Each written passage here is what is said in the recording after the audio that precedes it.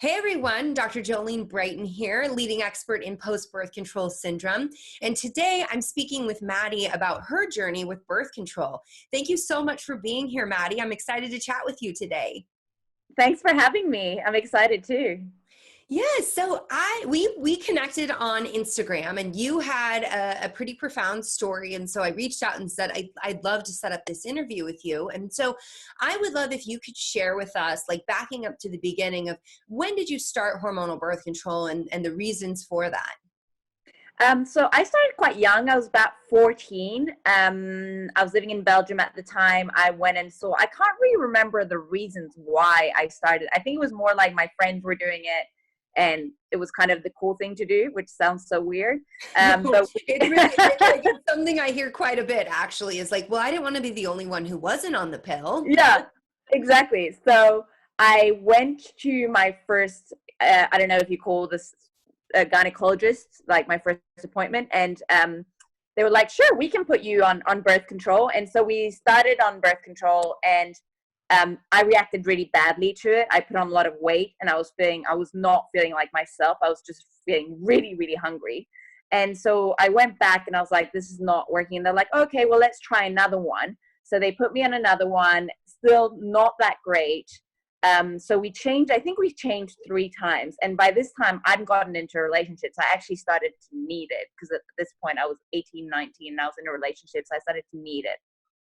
And I mean, I'm a pretty small frame by nature. I'm someone who's very positive, very happy, very outgoing, and I literally, in those years, I turned into a different person because it was just like I had this massive cloud over me. I was feeling extremely uncomfortable in my own body because I put on all this weight, and I couldn't deal with my emotions. It just got to the point where I was out of control, like the anger, and I would get really upset. And I remember vividly because I used to have these conversations with my mom, and she's like, but why are you upset? What is it? And I couldn't explain it. I just could not explain where this anger and sadness came from. And it's not until I ended up speaking with a therapist a few years later that she started asking me about my cycle. Was I on birth control? Was I not on birth control? And so on. And she started asking me all these questions. And I thought, well, isn't this a little bit irrelevant? And she's like, I want you to start tracking with like when you have these moments where you feel so depressed and so on. And I mean, I haven't really spoken to many people about this, but I remember one day I actually took sleeping pills, and my dad found me in my bedroom because I'd taken too many sleeping pills. I was just in a state where I was like, I just don't want to live anymore. Mm-hmm. Another time I was having an argument with my boyfriend, and I decided that we were going to drive into, I was driving and I drove us into a tree. Like I was just at a point where I was just so desperate, and I could not see, and I didn't understand that it could be my hormones. And then I had this therapist who said to me, she was like, listen, you need to start tracking when it happens because I think it might be related to your cycle. And I was like, okay. And then eventually she was like, listen, I think maybe you should see what would happen if you went off birth control. And I was like, really? And so I was in a relationship at the time, so we were quite concerned, but I thought, well, if this is the way out, like I need to do this because I mean, right now I don't see any other way out. And I went off it, and a lot of things happened in my life at that time. I got diagnosed with PCOS because I didn't get my period when I got off the pill. I didn't have my period for several months. I think it actually took a year for my period to go back. So at that time I went and consulted. I had a lot of gynecological issues. I had candida. I had cystitis very often, and I had IBS as well. And So was all of this on the pill? Like, where's the IBS, the cystitis? I think it was. I think I already had IBS, but I didn't realize that I had it when I was on the pill. And it wasn't until we started, looking into my symptoms and trying to understand, and that I ended up speaking with someone who had a bit of a more holistic view. And she was like, actually, there must be something here that's not quite right, because this is all due to inflammation. So what can be causing this inflammation? So yes, I went off the pill, and that made things better, but I also changed a lot of things in my diet that helped. So yeah, and then then I got diagnosed, as I said, with PCOS. And then within, I think, within a year of going off the pill, I started feeling back to, well, I felt the difference pretty early on, but it was within a year. I was like, wow, it must have been that, because I am a completely, like the weight, obviously that's a very superficial thing, but as a woman, when you put on weight and that you've never had weight on, or anyone, when you put on weight, it's just like, where is this coming from? Like, I don't understand it. I exercise, I eat healthy and all these things. And the mood as well was very unlike me. And I remember my mom said, wow, we finally got you back. Like, we got Maddy back. And the monster has gone. Yeah, so you started when you were 14, which your brain had not even like gotten close to finishing development at that point. And now we know, I mean, I hope it feels validating in some way. I mean, there was a study that came out, over 1 million women studied, showing that you're more likely to be prescribed an antidepressant. And if you're a teenage girl who's put on these hormones, you're more likely to, you're at higher risk of suicide. Like, this is something we now understand, that as clinicians, if we prescribe this pill to a young girl, we have to monitor her, especially in those early months. So you started when you were 14. When did the mood symptoms start to come on, and when did they really peak? And I know this is probably a bit of time ago. Yeah, this was 20 years ago. I'm 34 now, so it's a long time ago. But I remember in my early 20s was really the time. So in my early 20s, between 19, 21, 22 was when and I think I was 22 when I went off it. So I'm 34 now, so I haven't been on the pill for 12 years. Yeah. Which I'm so thankful for, because I thought, I could have gone on for another 10 years. Like, easily. Yeah. You could still be on it now and probably be prescribed a whole cocktail of mood altering drugs. I know.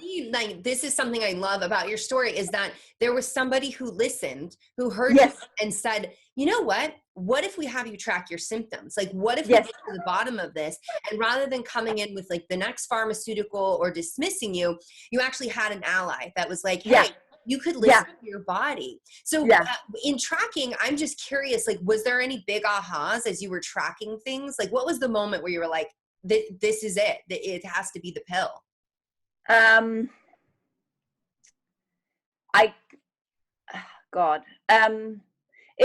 There were so many things that happened at the same time. And, but I think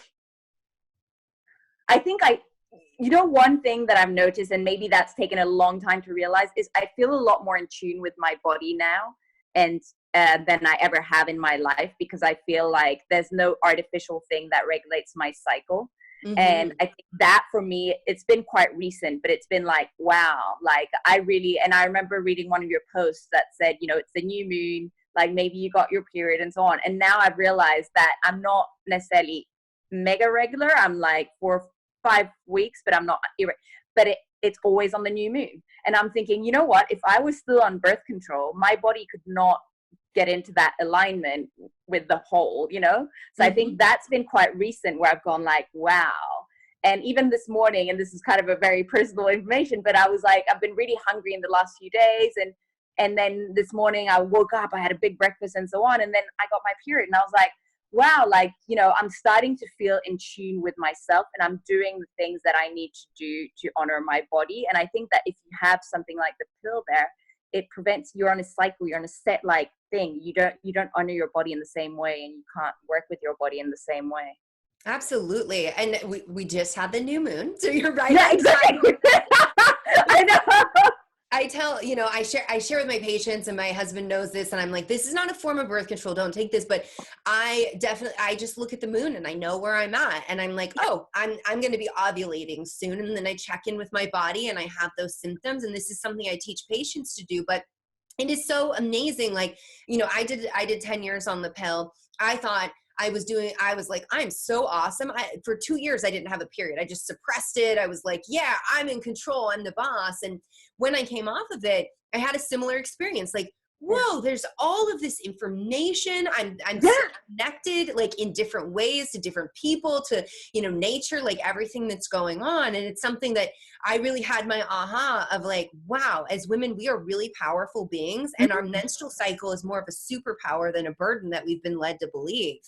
Yeah. It's so, I'm so happy to hear that, because that's exactly how I'm starting to feel. And it's quite recent that I'm starting to feel that way. So thank you for enlightening me in that way. Yeah.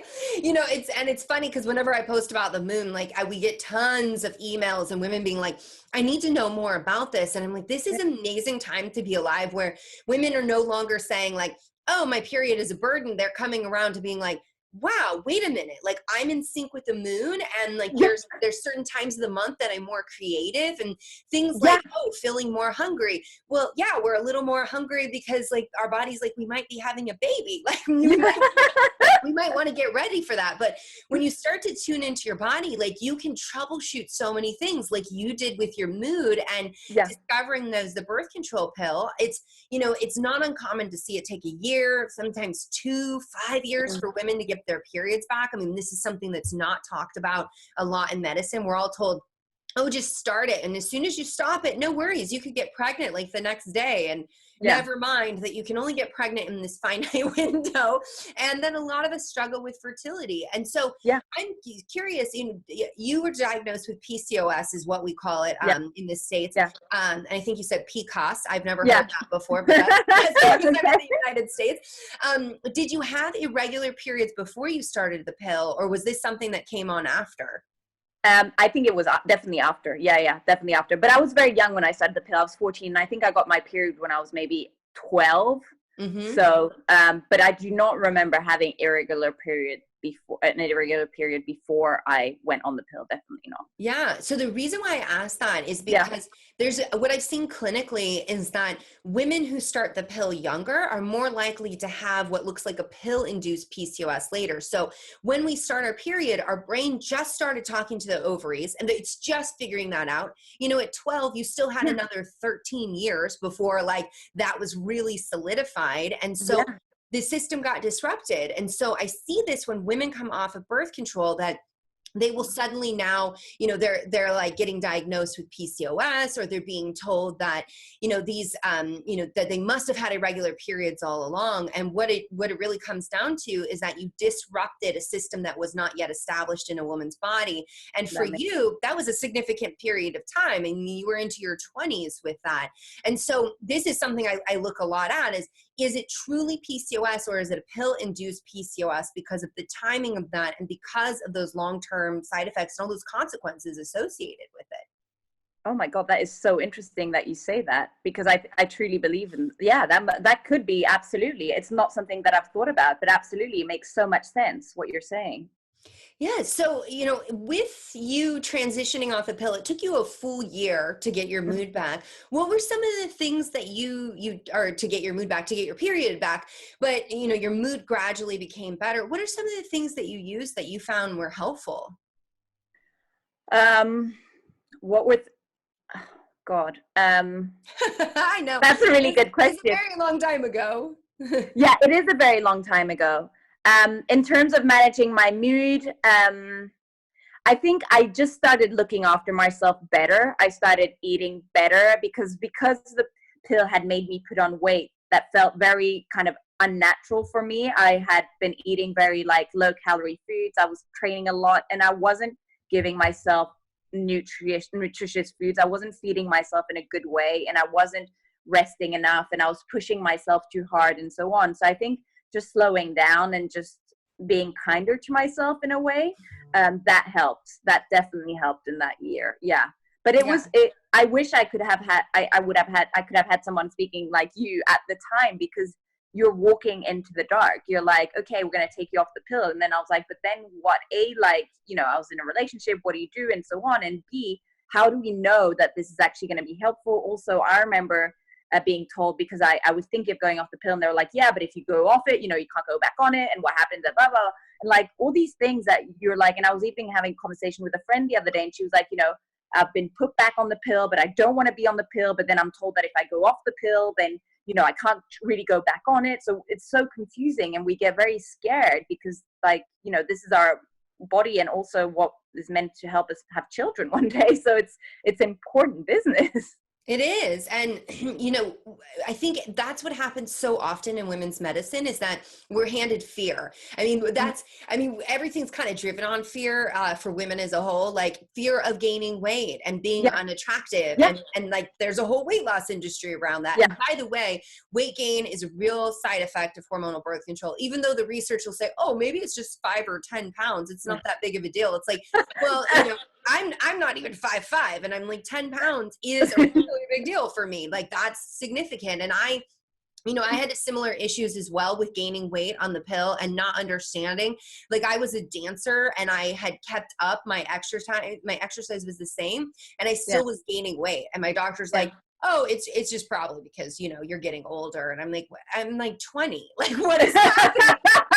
But that is so much of what we get in women's medicine is we get a whole lot of fear. And then a doctor saying like, these are all the things you should be afraid of. So therefore just do what I'm saying. And it's not because your doctor is trying to harm you. They're actually trying to look out for you. But in medical school, they spend a great deal of time of scaring the bejesus out of us and being like, this is how people can die or get hurt. And, the only thing in their toolkit is really hormonal birth control or hysterectomies or IVF or mood altering medications. Like it's a narrow toolkit.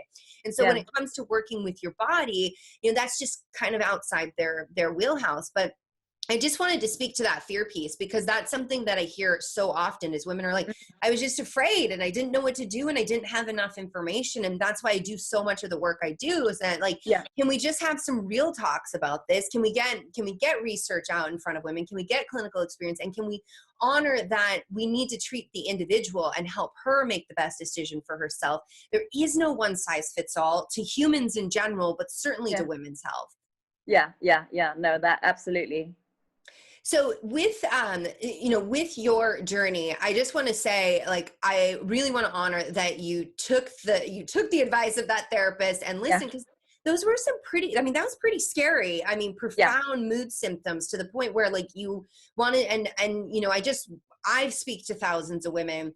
Your story is unique, but it's not uncommon to hear of women attempting suicide or, leaving partners, ruining relationships, leaving careers. I mean, truly the way that birth control affects us has not had enough attention in research to really understand. And it's kind of a big experiment right now where we're leaving women on these hormones for decades at a time. There's no research study looking at what happens when you take a 14-year-old and leave her on hormonal birth control and then pull that when she's 54. There's nothing on that going on, yet it's happening to so many of us. Yeah, it's so scary. And I think that's one of the aha moments I had as well, because I remember someone saying to me like one day, that the pill is the least, like birth control the pill as birth control is the least researched like medication that's being the most widely prescribed all over the world. And I was like, and they're like, they don't really know what's going on. And I was like, oh my God. And I can't believe that I spent, 8 years of my life on that. It's just so scary. It is. And, a big part of that is because people are like, doctors are fearful of like questioning it and being told that they shouldn't question it because this is a woman's right. And it is a woman's right to control her reproduction. Yeah. But it's been, I've definitely been called anti-feminist because people are like, how dare you question hormonal contraceptives? Like we deserve access. We do deserve access, but we really do also deserve the full story. And as women, we really should be questioning everything. And this is something I teach my patients. I'm like, question everything. Question me, question whatever you're listening to, whatever you're reading, because even though can all be true, is it true for you? That's the question you have to answer. And we are the only people that can answer that, us as individuals. So I want to thank you so much for being so honest and sharing your story. Let us know, where are you at now? Like how are you feeling in your body and what does life look like for you now, Maddie? I feel amazing. No, I feel really, really well. And it's funny because I'm 34, which, might not sound like a lot, but compared to when I was in my early 20s, normally when you're a woman in your early 20s, you should be blossoming, you should feel confident, you should feel really vibrant, healthy, happy, and so on. And I was definitely not that person when I was in my early 20s. because of what I was on. And now I kind of feel like I'm living that. So, and my friends also, and my family, I must say, you know, they've like, wow, you know, we got you back. So life is pretty damn good. And also just feeling connected and honoring my body is something that feels really, really good. That's amazing. For women who are watching this, listening to this, is there anything you would share with them if they're suspecting the pill's an issue, if they're feeling fearful about coming off of it? Oh, I would just, I mean, I would obviously think about it, but no, don't even think about it. I just think, you know, it's so worth trying life without it and getting the guidance you need to come off it, because it can change your life. It literally did change my life completely. That's fantastic. Well, thank you so much, Maddie. I really appreciate your time and you sharing your story. I know it's going to help so many other women. Thank you for your time. Thanks. Yeah, take care. Thank you.